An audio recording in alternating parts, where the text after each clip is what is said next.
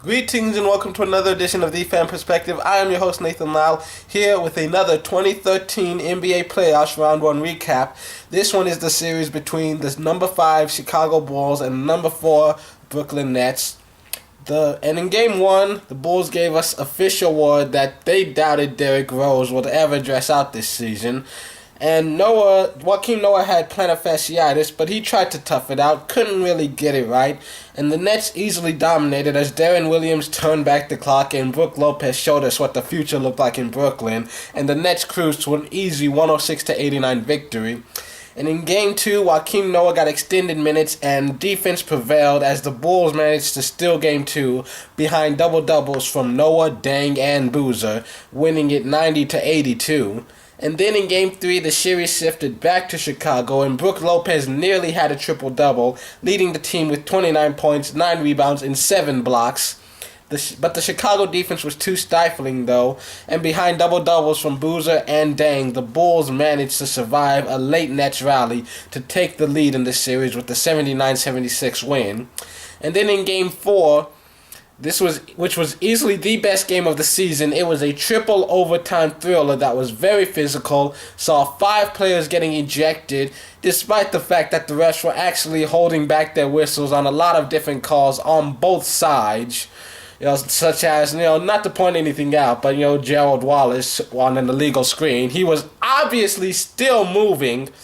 Anyways, Deron Williams, Brook Lopez, Reggie Evans, they all had double-doubles, but it was not nearly enough as every single Bulls starter scored 15 or more points.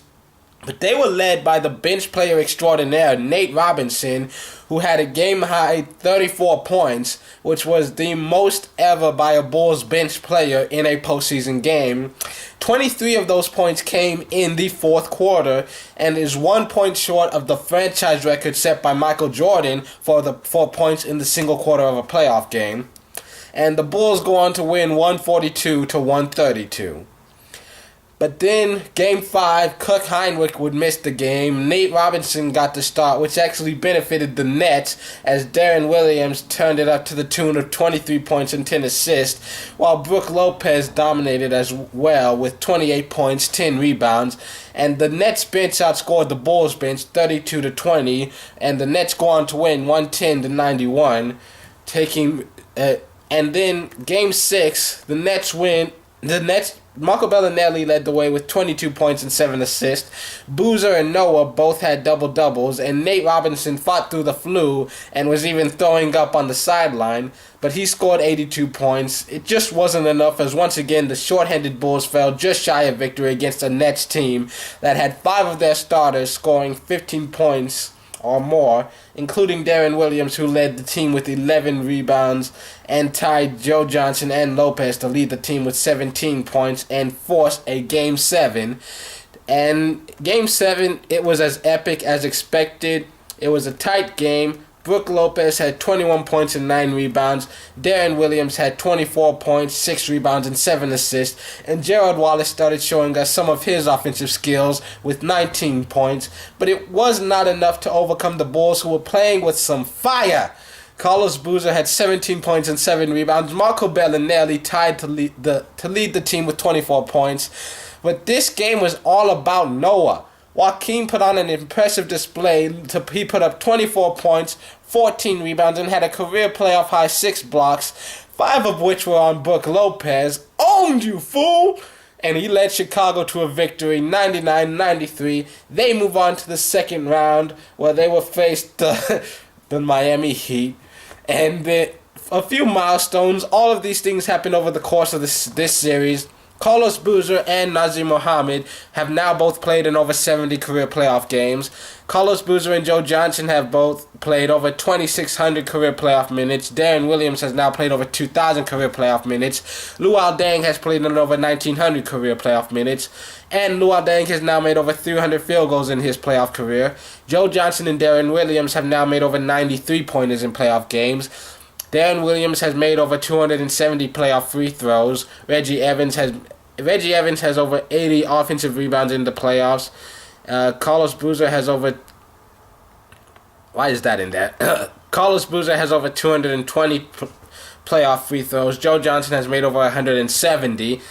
Carlos Boozer has over 200 offensive rebounds in the playoffs. Joakim Noah has over 150. Najee Muhammad has over 130. Reggie Evans, Luol Deng, and Joe Johnson all have over 80 offensive playoff rebounds. And Carlos Boozer now has over 600 defensive rebounds in the playoffs. Reggie Evans has over 230. Joe Johnson has over 200. Joakim Noah has over 260. Carlos Boozer now has over 830 total rebounds in his playoff career. Joakim Noah has over 400. Deron Williams has over 470 assists in his playoff career. Kirk Heinrich and Joe Johnson have over 240. Joe Johnson has over 60 steals in playoff games. Carlos Boozer and Luol Deng have over 50. Joe Johnson has over 80 career playoff blocks now. And Joe Johnson also has over 1,100 career playoff points. And Deron Williams has over 1,000. Luol Deng has over 800.